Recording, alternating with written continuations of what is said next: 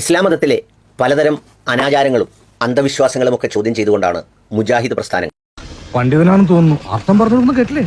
കേരളത്തിലെ വിശ്വാസികളുടെ സമൂഹത്തിലേക്ക് സ്വാധീനം ചെലുത്തി തുടങ്ങിയത്. നിങ്ങൾ എന്ത് വെറുപ്പിക്കലാണ്? ഭയങ്കര വീട്ടിലാണല്ലോ നിങ്ങള്. ഇത് നിങ്ങൾക്ക് നിങ്ങളെ വീട്ടില് വെറുപ്പിച്ചാ പോലെ. കലാപരിപാടികൾ തുടങ്ങാൻ ആരംഭിക്കാൻ ഇത് അവതരിപ്പിക്കുമ്പോൾ ഒരു പ്രത്യേകത കൂടിയുണ്ട് കേട്ടോ. ഈ ക്യാമറയുടെ പുറകിലിരിക്കുന്ന നമ്മുടെ സുഹൃത്തുക്കൾ കൂടി ഇത് കേട്ട് ചിലപ്പോൾ ചിരിക്കാറുണ്ട്. ചിലരുടെയൊക്കെ പ്രസംഗങ്ങൾ കാണുമ്പോൾ, അവരുടെയൊക്കെ ഈ രൂപഭാവങ്ങൾ കാണുമ്പോൾ സത്യം പറഞ്ഞാൽ വലിയൊരു കോമഡിയാണ്.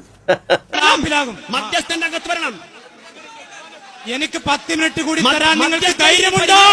എനിക്ക് 10 മിനിറ്റ് കൂടി തരാൻ നിങ്ങൾക്ക് ധൈര്യമുണ്ടോ? എനിക്ക് 10 മിനിറ്റ് കൂടി തരാൻ നിങ്ങൾക്ക് ധൈര്യമുണ്ടോ? 100 മിനിറ്റ് തരാൻ ധൈര്യം. ഇവരൊക്കെയാണ് പിരിമുറുക്കം സൃഷ്ടിക്കുന്ന സമൂഹങ്ങളിൽ സന്തോഷത്തിന്റെ ചിരിമാല പടർത്തുന്നവർ. ഇതാണ് ഖുറാഫി തന്ത്രം, ഇതാണ് ഖുറാഫി തന്ത്രം, ഇതാണ് ഖുബൂരിസം, ഇതാണ് ഖുറാഫി തന്ത്രം. കേട്ടില്ലേ? ഇത് കളവല്ല, ഇത് കളവല്ല.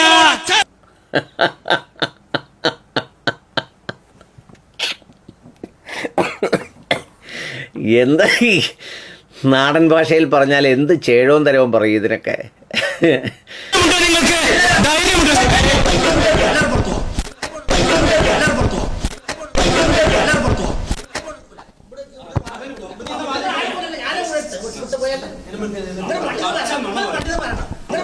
സത്യം പറഞ്ഞാൽ നാടക നടന്മാർക്ക് പോലും ഇത്രയും സാങ്കല്പിക ഭാവങ്ങളുണ്ടാവില്ല. ഇവരെയൊക്കെയാണ് ഇതിൻ്റെ മുതലാളിമാരായി ചുമന്നുകൊണ്ട് നടക്കുന്നത്. അടുത്തിരിക്കുന്ന ഒരാളൊക്കെ ഇങ്ങനെ സൂക്ഷിച്ച് നോക്കുന്നത് കണ്ട് സത്യം പറഞ്ഞാൽ എന്തായി പറയുന്നതെന്നാണോ നോക്കിയെന്ന് സംശയിച്ചു പോകും. കഷ്ടമാണ്, ദയനീയമാണ്.